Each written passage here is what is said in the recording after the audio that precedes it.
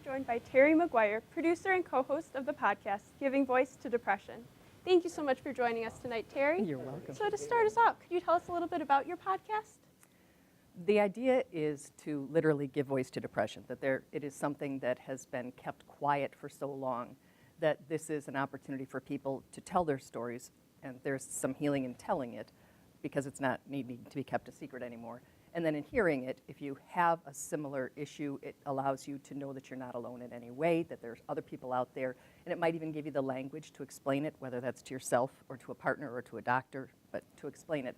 And if you don't have it and you're not familiar with it, it makes it real crystal clear that this isn't fake, this isn't a weakness, this is an illness, and that people are dealing with it, and you should deal with them in the same way you would deal with someone who had a physical illness. And how did this podcast come about? We had a lot of experience and relationships with depression in our family.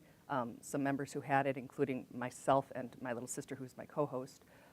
We have had suicides of loved ones and friends, and we just started talking about the need to give voice to something. I've made a living with my voice in news and then in voiceovers, and the idea of being able to turn that around a little bit and use the skills and talents that we have to make people comfortable enough, like you are, to have a discussion about this and yet, tell their own stories.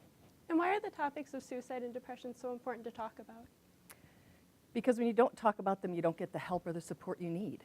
And, people are literally dying because of that. And if you can just, I love this, whether this is the perfect launch point for people, because you can say, hey, did you see that article in the newspaper? Did you see the one in the magazine? Did you watch that thing on television? Did you hear it on the radio?